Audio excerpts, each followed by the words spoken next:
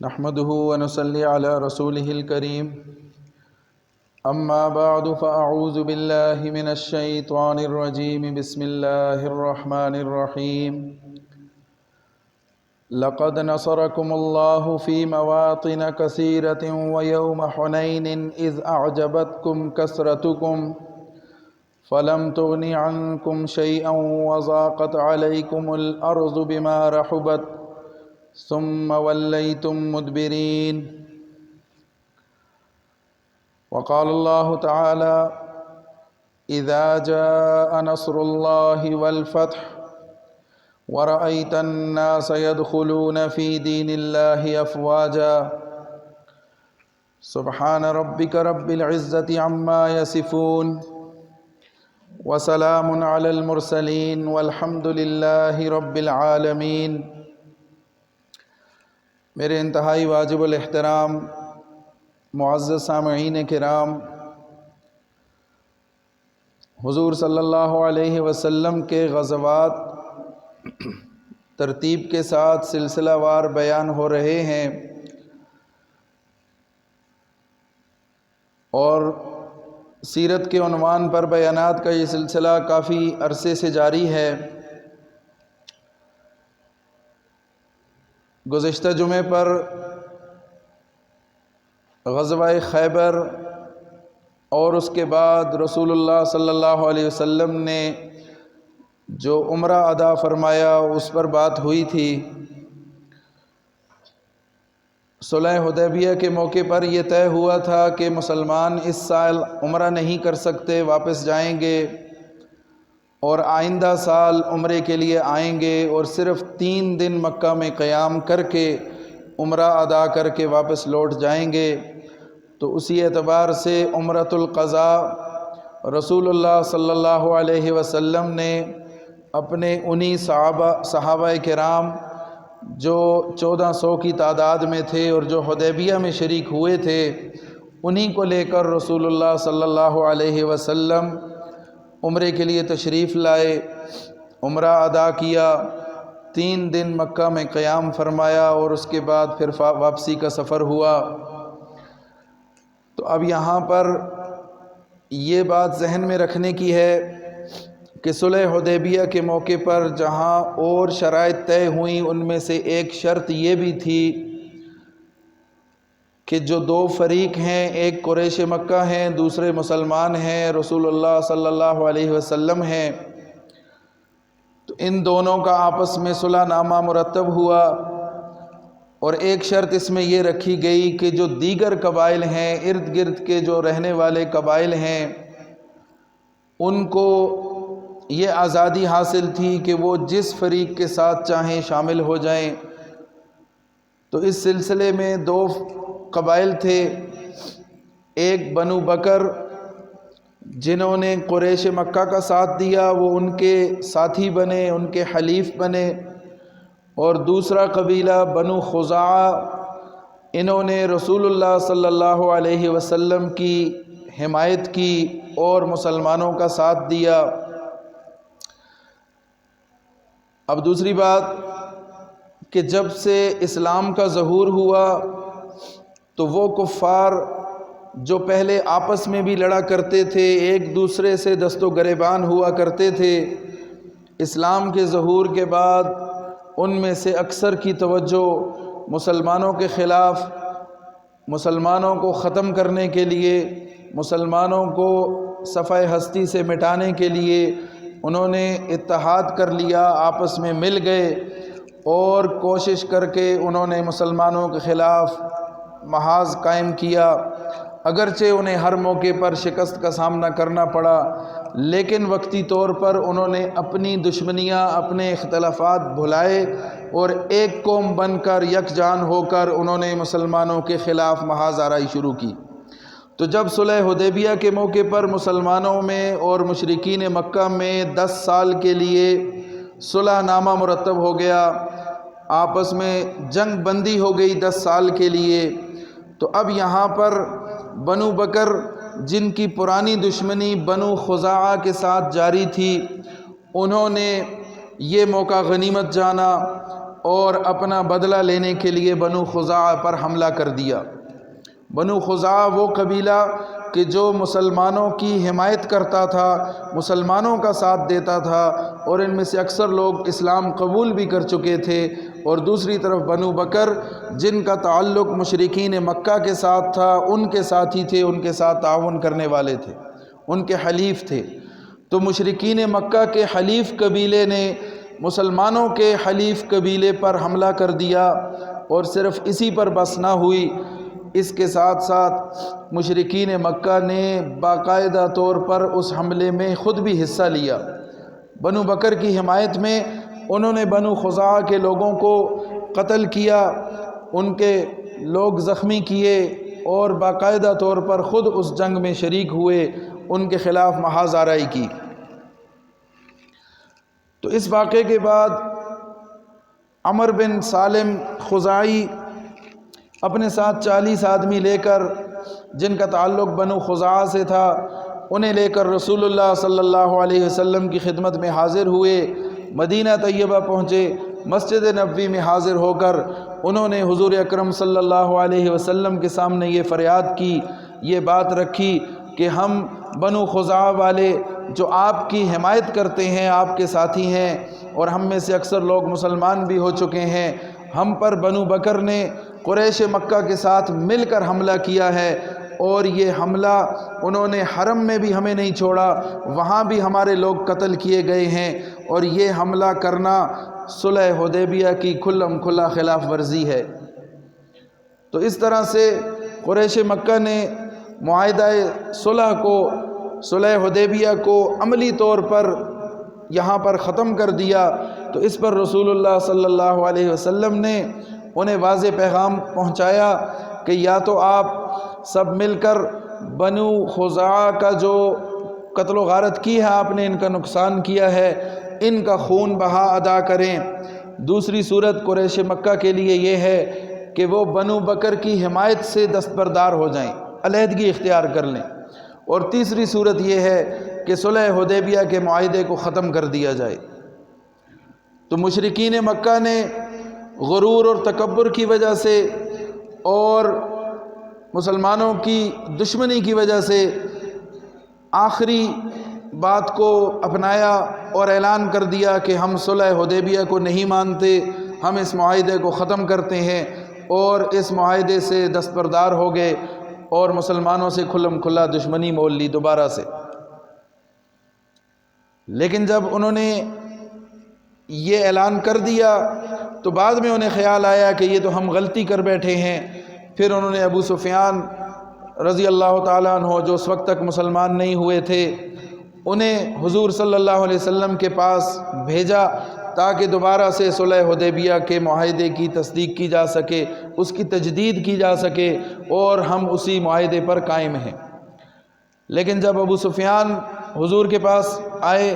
اور انہوں نے یہ بات رکھی کہ ہم اس معاہدے کی پاسداری کرنا چاہتے ہیں، اس کو قائم رکھنا چاہتے ہیں، تو اس پر رسول اللہ صلی اللہ علیہ وسلم نے انہیں کوئی جواب نہ دیا اور خاموشی اختیار فرمائی۔ تو اس سے کفار کو یہ اندازہ ہو گیا کہ اب یہ معاہدہ ختم ہو چکا ہے، اور آئندہ اب ہمیں کسی بھی وقت مسلمانوں سے سامنا کرنا پڑ سکتا ہے۔ اور ادھر رسول اللہ صلی اللہ علیہ وسلم نے خفیہ طور پر اپنے صحابہ کرام کو تیاری کا حکم دے دیا،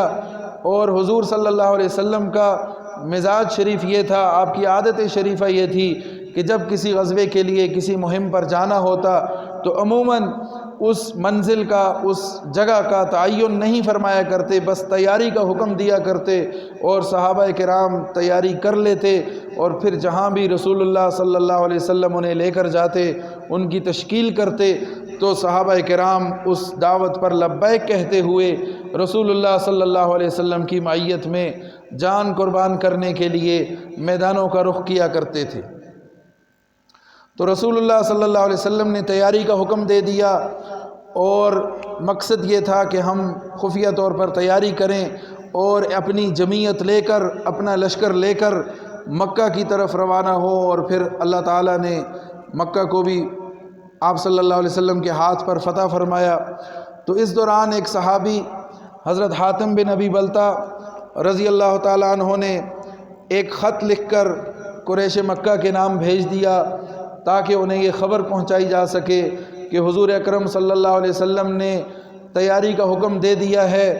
اور عین ممکن ہے کہ آپ کی طرف پیش قدمی کی جائے، تو جب یہ پہنچ آئیں گے تو اس وقت آپ کو سنبھلنے کا موقع نہیں ملے گا۔ یہ خط انہوں نے اس وجہ سے لکھا کہ ان کا خاندان وہاں پر موجود تھا اور وہ کفار پر یہ احسان کر کے ان کو یہ اطلاع دے کر اپنے خاندان والوں کے لیے سہولت لینا چاہتے تھے۔ حضور صلی اللہ علیہ وسلم کو وحی کے ذریعے اس کی خبر ہو گئی۔ آپ صلی اللہ علیہ وسلم نے صحابہ کی تشکیل کی، راستے ہی میں اس ایک عورت کے پاس سے وہ خط برآمد ہوا، لے کر دربار نبوی میں پہنچے۔ حضور صلی اللہ علیہ وسلم نے حضرت حاتم بن ابی بلتہ کو طلب کیا، ان سے وضاحت مانگی، انہوں نے وضاحت دی اور آپ صلی اللہ علیہ وسلم نے ان کی وضاحت کو قبول فرمایا۔ بہرحال مسلمانوں کا لشکر جس کی تعداد 10,000 تھی، حضور صلی اللہ علیہ وسلم کی قیادت میں رمضان المبارک سن 8 ہجری 10 رمضان المبارک کو آپ صلی اللہ علیہ وسلم نے مدینہ طیبہ سے مکہ کی طرف اپنا یہ سفر شروع فرمایا۔ 7 دن کا سفر کر کے مکہ کے قریب مر الزہران کے مقام پر آپ صلی اللہ علیہ وسلم پہنچے اور وہاں پہ پڑاؤ کیا۔ ادھر مشرکین مکہ کو خبر ہوئی کہ مسلمان بہت بڑا لشکر لے کر آ رہے ہیں، تو انہوں نے ابو سفیان کو دوبارہ بھیجا جائزہ لینے کے لیے، حالات کو دیکھنے کے لیے، اور رسول اللہ صلی اللہ علیہ وسلم نے لشکر کو یہ بتا رکھا تھا کہ آپ نے ارد گرد پہاڑوں پر پھیل کے رہنا ہے اور رات کو ہر ایک نے اپنی آگ جلانی ہے تاکہ دور سے جب کوئی دیکھے تو اسے پتہ چلے کہ اتنی بڑی تعداد میں یہاں پر لشکر موجود ہے اور کفار پر اس کا رعب پڑے۔ تو ابو سفیان جب وہاں پہنچے تو حضرت عباس رضی اللہ تعالیٰ عنہ سے ملاقات ہوئی، انہوں نے ابو سفیان کو اپنی پناہ میں لیا اور رسول اللہ صلی اللہ علیہ وسلم کی خدمت میں پیش کیا۔ یہاں اس موقع پر حضرت عمر فاروق رضی اللہ تعالیٰ عنہ نے حضور سے پوچھا کہ اے اللہ کے رسول، یہ اللہ کا دشمن، اللہ کے دین کا دشمن، یہ ہمارے ہاتھ میں آ چکا ہے، ہم اس کی گردن اڑا دیں؟ حضور نے صلی اللہ علیہ وسلم نے منع فرمایا اور حضرت عباس نے فرمایا کہ یہ چونکہ میری پناہ میں ہے لہٰذا انہیں کوئی نقصان نہ پہنچایا جائے۔ حضور نے فرمایا کہ ان کو صبح میرے پاس لے کر آئیں۔ تو اگلی صبح جب ابو سفیان کو حضور کے پاس پیش کیا گیا تو انہوں نے آ کر حضور کے ہاتھ پر کلمہ پڑھا اور مسلمان ہو گئے۔ پھر حضرت عباس رضی اللہ تعالیٰ نے فرمایا کہ اے اللہ کے رسول، ابو سفیان چونکہ قوم کے سردار ہیں تو ان کے لیے کوئی ایسی خصوصی کوئی ایسا انعام، کوئی رعایت رکھ دیں تاکہ ان کی دلجوئی ہو جائے۔ تو حضور نے فرمایا ابو سفیان رضی اللہ تعالیٰ عنہ سے کہ آپ جائیں اور قریش مکہ کو ہمارا یہ پیغام دے دیں کہ جو شخص حرم میں آ جائے گا اسے امن دے دیا جائے گا، اسے عام معافی دے دی جائے گی، اور جو آپ کے گھر میں پناہ لے لے گا اسے بھی معافی دے دی جائے گی، اور اسی طرح جو اپنے گھر کے دروازے بند کر کے لڑنے کے لیے نہیں نکلے گا، دروازے بند کر لے گا، گھر میں رہے گا، تو اس کے لیے بھی عام معافی کا اعلان ہے۔ تو ابو سفیان وہاں سے آئے اور قریش مکہ کو جمع کر کے انہوں نے حضور صلی اللہ علیہ وسلم کا یہ پیغام سنایا اور انہیں بتایا کہ رسول اللہ صلی اللہ علیہ وسلم کس بڑی جمعیت کو ساتھ لے کر، کتنے بڑے لشکر کو لے کر ساتھ آ رہے ہیں، اور ان کے ساتھ مقابلے کی اب ہمارے پاس کوئی صورت نہیں بچی۔ ایک وہ وقت تھا کہ جب مشرکین مکہ نے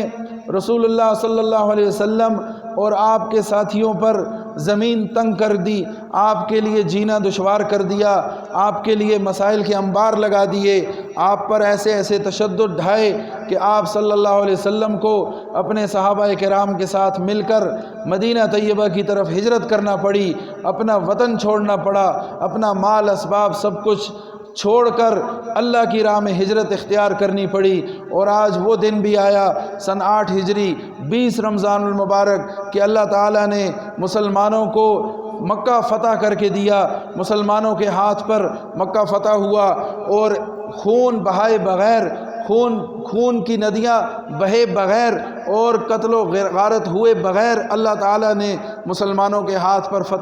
مکہ کو فتح فرمایا۔ اور رسول اللہ صلی اللہ علیہ وسلم جب اپنے اس لشکر جرار کے ساتھ مکہ کی طرف داخل ہوئے، مکہ کے اندر پہنچے، تو آپ صلی اللہ علیہ وسلم نے خانہ کعبہ کا طواف کیا، اونٹنی پر سوار ہیں اور خانہ کعبہ کا طواف کر رہے ہیں۔ طواف کے بعد آپ صلی اللہ علیہ وسلم نے وہاں پر نماز ادا کی، حضرت بلال سے فرمایا اذان دو، بلال نے خانہ کعبہ کی چھت پہ چڑھ کے اذان دی، رسول اللہ صلی اللہ علیہ وسلم نے نماز پڑھائی، اس کے بعد خانہ کعبہ کی چابیاں آپ کے حوالے ہوئیں، آپ صلی اللہ علیہ وسلم نے خانہ کعبہ کا دروازہ کھولا، اندر جتنے بت پڑے تھے، دیواروں پر جتنی تصاویر بنی تھیں، ان سب بتوں کو گرا دیا گیا، ان تصاویر کو مٹا دیا گیا، اور کعبہ کے اندر رکھے وہ 360 بت گرا کر ان کو ختم کر دیا گیا، اور کعبہ اللہ کو، بیت اللہ کو، اللہ کے اس گھر کو بتوں سے پاک کر دیا گیا، اور پھر اس اللہ کے گھر کو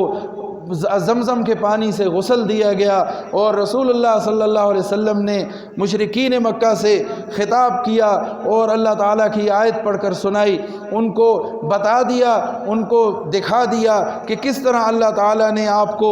ذلیل و رسوا کیا، کس طرح اللہ تعالیٰ نے مسلمانوں کو فتح عطا کی، اور کس طرح اللہ تعالیٰ نے مسلمانوں کو عروج عطا کیا۔ یا ایھا الناس انا خلقناکم من ذکر و انثی وجعلناکم شعوبا وقبائل لتعارفوا ان اکرمکم عند اللہ اتقاکم۔ اللہ تعالیٰ نے تمہیں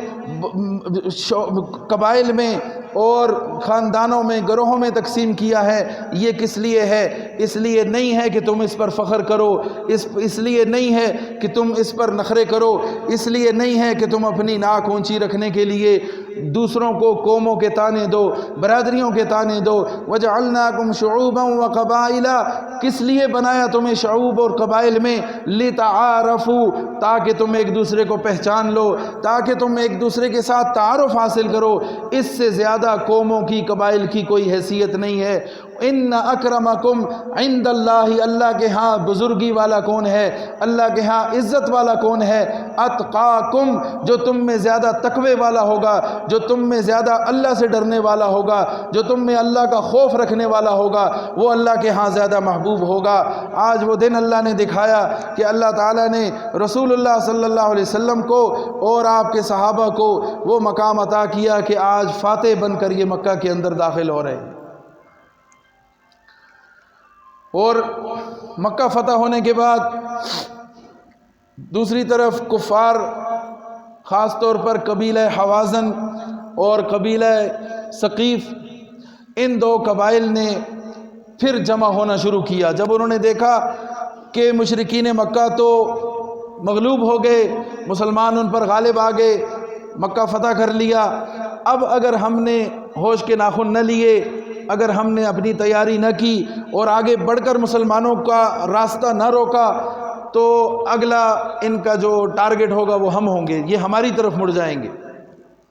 اس خوف کے پیش نظر مالک بن عوف، جو حوازن قبیلے کا سردار تھا، بعد میں وہ بھی مسلمان ہو گئے، حضرت مالک بن عوف رضی اللہ تعالیٰ عنہ بنے، تو اس موقع پر مالک بن عوف نے اپنے قبیلے حوازن اور بنو ثقیف کو اپنے ساتھ ملا کر اور دیگر چھوٹے کئی قبائل کو اپنے ساتھ ملا کر حنین کے مقام پر جمع ہونا شروع کیا، اور ارادہ یہ تھا کہ مسلمانوں کے اوپر حملہ کیا جائے، اس سے پہلے کہ مسلمان اور مضبوط ہوں، ہم مسلمانوں کا خاتمہ کریں، آگے بڑھیں، ان کے خلاف جو کچھ ہم سے ہو سکے وہ کریں، تاکہ کل کو یہ مسلمان ہماری طرف رخ نہ کر سکیں۔ لیکن رسول اللہ صلی اللہ علیہ وسلم کو نے ہر موقع کی خبر رکھی تھی، اور آپ صلی اللہ علیہ وسلم نے آپ صلی اللہ علیہ وسلم بے خبر نہیں تھے ان کی طرف سے۔ تو رسول اللہ صلی اللہ علیہ وسلم کو جب ان کے ارادوں کا پتہ چلا، آپ صلی اللہ علیہ وسلم نے اپنے ذرائع سے اس کی تصدیق کروائی، اور پھر اپنا لشکر تیار کیا، اور حنین کی طرف، اس سے قبل کہ وہ ہم پہ حملہ کریں، آگے بڑھ کے اقدامی قدم اٹھا کے آپ صلی اللہ علیہ وسلم نے حنین کی طرف سفر شروع فرمایا۔ اس موقع پر 12,000 کا لشکر حضور صلی اللہ علیہ وسلم کے ساتھ تھا، جس میں سے 10,000 تو وہی تھے کہ جو مدینہ سے مکہ تک آپ صلی اللہ علیہ وسلم کے ساتھ آئے، اور جن کے ہاتھ پر اللہ تعالیٰ نے فتح مکہ کی خوشخبری دی اور مکہ فتح ہوا۔ اس کے علاوہ 2000 مزید جو لوگ مسلمان ہوئے وہ بھی مسلمانوں کے ساتھ ہوئے، اور 12000 کا لشکر مسلمانوں کے ساتھ تھا۔ اب یہاں پر چند ایسے لوگ بھی مسلمانوں کے لشکر میں تھے کہ جو مسلمان تو نہ ہوئے لیکن اس نیت کے ساتھ مسلمانوں کے ساتھ ہو لیے کہ اگر کفار ان پر غالب آ گئے تو چونکہ ہماری بھی مسلمانوں کے ساتھ دشمنی ہے، ہم اپنا ہاتھ بھی ان پر صاف کر لیں گے، ہمارے دل بھی ٹھنڈے ہوں گے، اور اگر یہ کفار پر غالب آ گئے تو وہاں سے مال ملے گا، غنیمت ملے گی، اس میں ہمیں بھی شرکت ہو جائے گی، ہمیں بھی حصہ مل جائے گا۔ تو اس قسم کا منافقانہ کردار لے کر بھی کچھ لوگ چلے۔ اب دیکھیں رسول اللہ صلی اللہ علیہ وسلم کا دنیا میں موجود ہونا، آپ کا ساتھ حاصل ہو جانا، آپ کی معیت میں جہاد میں جانا، قتال کے لیے جانا، ایک کتنی بڑی سعادت ہے، لیکن اسی لشکر میں کچھ ایسے لوگ بھی شامل ہو جانا کہ جن کی نیت میں فتور ہے، جن کے دل میں نفاق ہے، تو یہ اپنی اپنی قسمت کی بات ہے، یہ اپنے اپنے نصیب کی بات ہے۔ ایک ہی موقع سے کچھ لوگ جنت کماتے ہیں، کچھ لوگ آخرت بناتے ہیں، کچھ لوگ اپنی نیکیوں میں اضافہ کرتے ہیں، کچھ لوگ اپنا مقام اللہ کے ہاں بلند کر لیتے ہیں، اور اسی واقعے سے اسی موقع سے کچھ لوگ اپنے لیے بدبختی کا سامان جمع کر رہے ہوتے ہیں اور جہنم کی آگ اپنے لیے اس کو جائز کر رہے ہوتے ہیں۔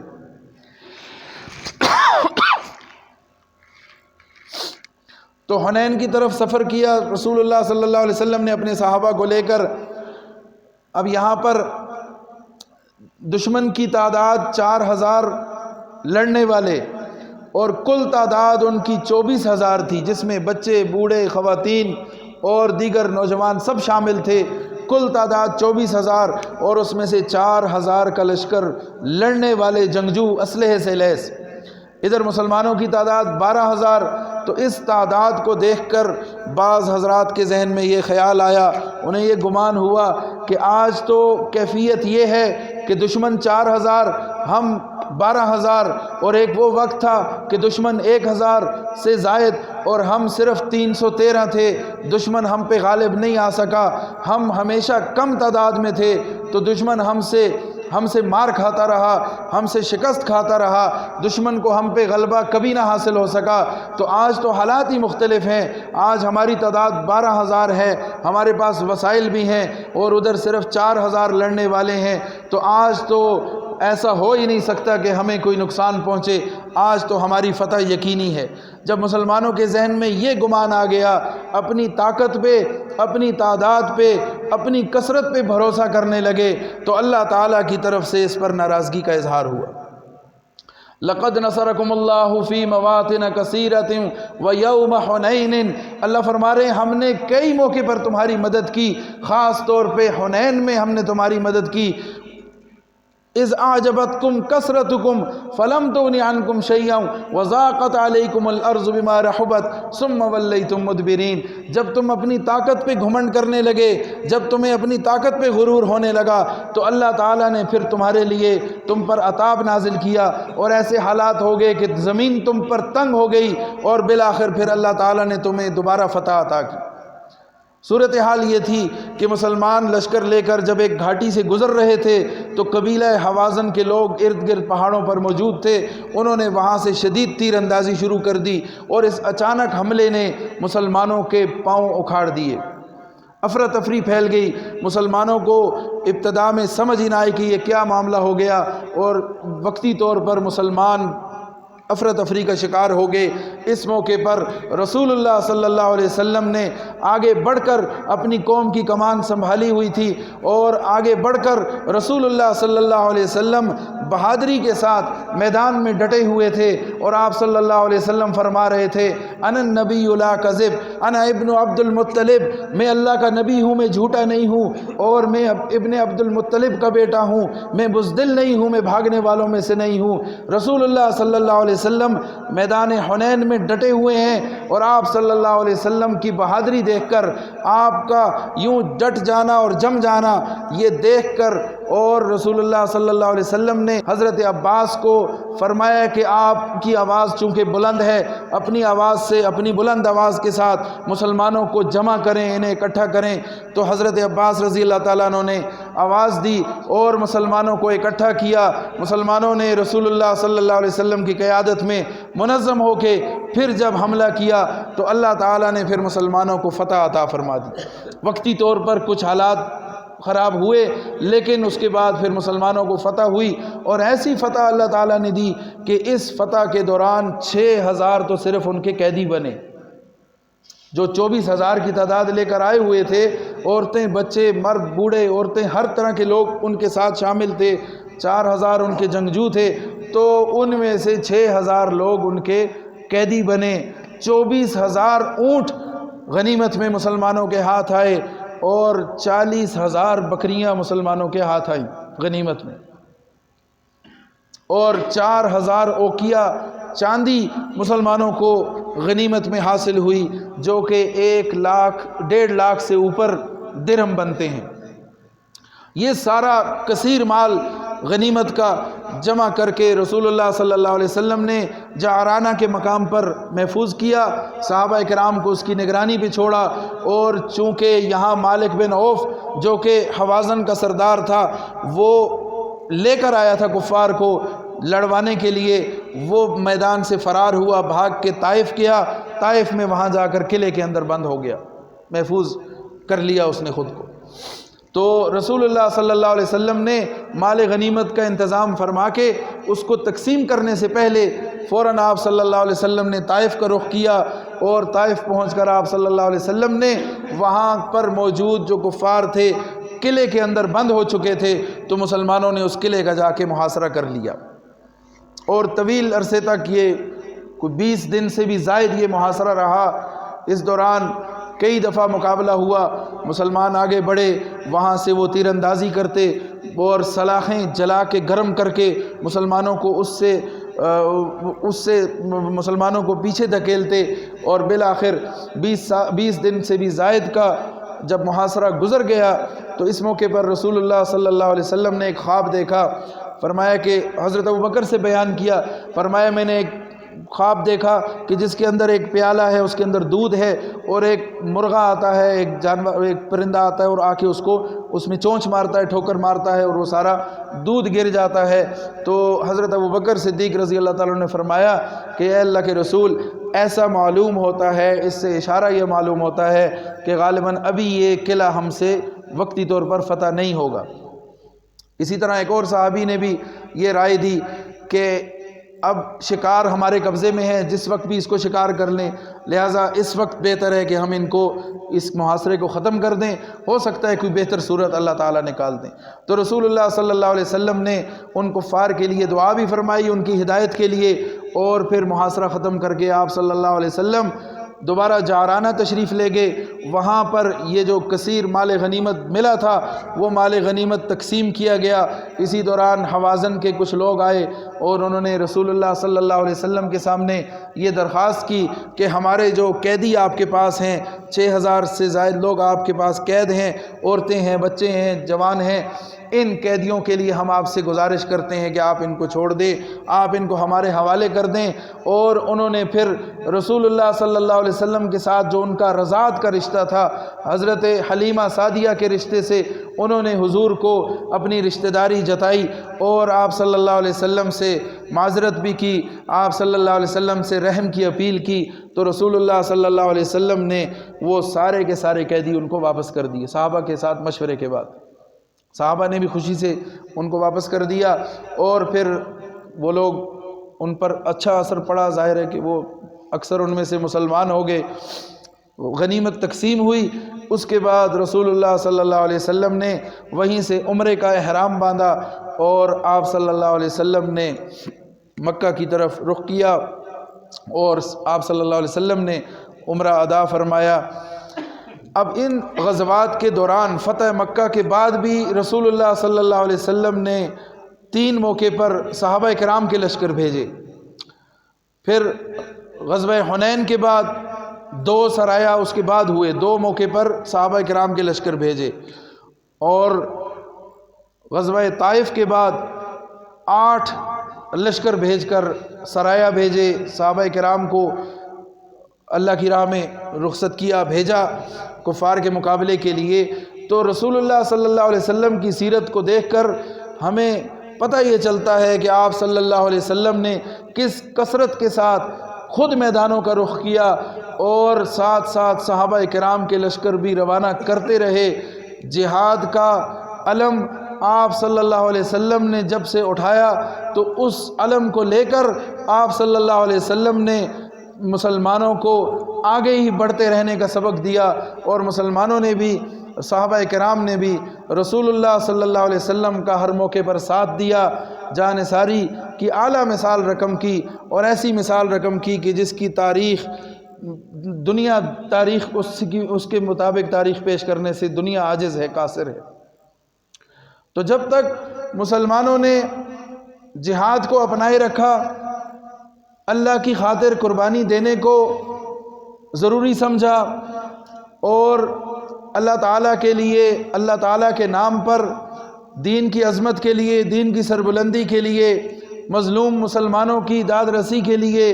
اللہ کے نام کو، اللہ کے کلمے کو بلند کرنے کے لیے، دنیا پہ غالب کرنے کے لیے جب تک مسلمانوں نے جہاد کا علم بلند رکھا تو اللہ تعالیٰ نے مسلمانوں کو عروج بھی دیا، فتح بھی دی، عزت بھی دی، مقام بھی دیا۔ لیکن جب سے مسلمانوں نے جہاد کو چھوڑا، اللہ کی خاطر قربانی دینے کو، اس جذبے کو اپنے اندر سے ختم کیا، تو اللہ تعالیٰ نے بھی مسلمانوں کی وہ جو اللہ تعالیٰ نے مسلمانوں کے اوپر رحم کیا تھا، اس رحم کو اٹھا لیا۔ وہ زمانے میں معزز تھے مسلمان ہو کر، اور تم خوار ہوئے تارک قرآن ہو کر۔ جب سے ہم نے قرآن کو چھوڑا، جب سے ہم نے قرآن کے احکامات کو چھوڑا، رسول اللہ صلی اللہ علیہ وسلم کی زندگی کو ہم نے اپنی زندگیوں سے نکال دیا، تو ذلت ہم پر مسلط ہو گئی، اور دنیا میں ہر جگہ پر ہمیں ذلت اور رسوائی کا سامنا کرنا پڑا۔ آج دسمبر کی 6 تاریخ ہے، اور شاید کسی کے ذہن میں ہو کہ اس دن بھی ایک تاریخ کے اندر ایک بہت ہی المناک واقعہ ہوا، اور کئی سال گزر گئے اس واقعے کو۔ اس کی وجہ بھی مسلمانوں کی کمزوری، مسلمانوں کی کم ہمتی، مسلمانوں کا زوال، اور مسلمانوں کا دنیا سے محبت اور موت سے نفرت کرنا ہے۔ سن 1992 6 دسمبر، آج بھی 6 دسمبر ہے، اور سن 1992 کو جو دسمبر کی 6 تاریخ آئی تو ہندوستان کے اندر ایودھیا کے مقام پر ہندوؤں نے سینکڑوں سال سے بنی ہوئی مسلمانوں کی تاریخی اور عظیم بابری مسجد کو شہید کیا، جو کہ 16ویں صدی سے 1528 یا 29 میں تعمیر ہوئی۔ 16ویں صدی سے بنی ہوئی مسلمانوں کی اس تاریخی مسجد کو گرا دیا گیا۔ 1 ارب سے زائد مسلمان موجود، مسلمانوں کے پاس اسلحہ، ہتھیار، ایٹم بم اور پتہ نہیں کیا کچھ موجود، لیکن اس کے باوجود مسلمانوں کے سامنے، ان کی آنکھوں کے سامنے دیکھتے دیکھتے ان کی اس عظیم اور تاریخی مسجد کو گرا دیا گیا۔ یہ بھی کس وجہ سے ہوا کہ مسلمانوں نے اللہ تعالیٰ کی خاطر قربانی دینا چھوڑا۔ تو جب سے مسلمانوں نے جہاد کو چھوڑا ہے، جب سے مسلمانوں نے دنیا کو اپنا مقصد بنا لیا ہے، اس وقت سے ذلت مسلمانوں کے لیے اللہ تعالیٰ نے خاص کر دی ہے، ان کے اوپر ذلت چسپاں کر دی ہے۔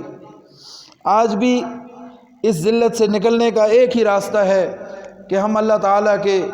احکامات کو دل و جان سے تسلیم کریں، اور عملی طور پر اللہ تعالیٰ کے کلمے کو دنیا میں غالب کرنے کے لیے، دنیا میں نافذ کرنے کے لیے اپنی حیثیت کے مطابق جو ہم سے بن پڑے، جو ہو سکے وہ کر گزریں۔ اللہ تعالیٰ پھر ہمیں فتح بھی دیں گے، اللہ تعالیٰ عظمت رفتہ بھی ہمیں عطا کریں گے، اللہ تعالیٰ ہمیں عروج بھی دیں گے، اللہ تعالیٰ مسلمانوں کو وہی عظمت رفتہ عطا کریں گے، اللہ تعالیٰ مسلمانوں کو عروج اور بلندیاں عطا کریں گے۔ لیکن اس کے لیے مسلمانوں کو خود اٹھنا پڑے گا، اپنی کوشش کرنی پڑے گی، اور اپنی طرف سے جان دینے کا جذبہ اللہ کے سامنے پیش کرنا پڑے گا، اپنی جان ہتھیلی پر رکھ کر میدانوں کا رخ کرنا پڑے گا، اور کم سے کم درجے میں کفار کی نفرت، کفار کی مصنوعات کا بائیکاٹ اور کفار کے طریقوں کو چھوڑنا، کم سے کم درجے میں اس کو اختیار کرنا پڑے گا۔ آج ہر شخص یہ سوال کرے گا اور سوچے گا کہ میں کیا کر سکتا ہوں، میری تو ایسی حیثیت نہیں، میرے کچھ کرنے سے دنیا پہ کیا اثر پڑے گا، لیکن میں اپنی ذات کے اعتبار سے جو کچھ کر سکتا ہوں مجھے وہ کرنا چاہیے۔ میں کفر کی حقیقت جان کے جی سکتا ہوں، میں کفر کی نفرت دل میں بٹھا کے جی سکتا ہوں، میں کفار کی مصنوعات کا بائیکاٹ کر کے معاشی طور پر ان کو کمزور کر کے جی سکتا ہوں، میں اسلام کی عظمت اور اسلام کے احکامات کو دل میں بٹھا کر ان پر عمل کرنے کی کوشش کر سکتا ہوں، میں رسول اللہ صلی اللہ علیہ وسلم کی سیرت کو پڑھ کے سیرت پر عمل کرنے کی، اس کو اپنی عملی زندگی میں لانے کی کوشش کر سکتا ہوں، میں اسلام کے احکامات کو دوسروں تک پہنچا سکتا ہوں، میں دعوت کے میدان میں آگے بڑھ سکتا ہوں، میں اللہ کے نام کی خاطر قربانی دے سکتا ہوں، بہت کچھ میں کر سکتا ہوں اگر میں اپنی حیثیت کو سمجھوں، اگر میں اللہ تعالیٰ کے جو مجھ پر انعامات ہیں ان کو سمجھوں اور ان کی قدر کروں تو یقیناً میں بہت کچھ کر سکتا ہوں۔ تو اسی سے اللہ تعالیٰ ہمیں توفیق دیں گے کہ دنیا میں ہم تبدیلی لانے کا باعث بھی بنیں گے۔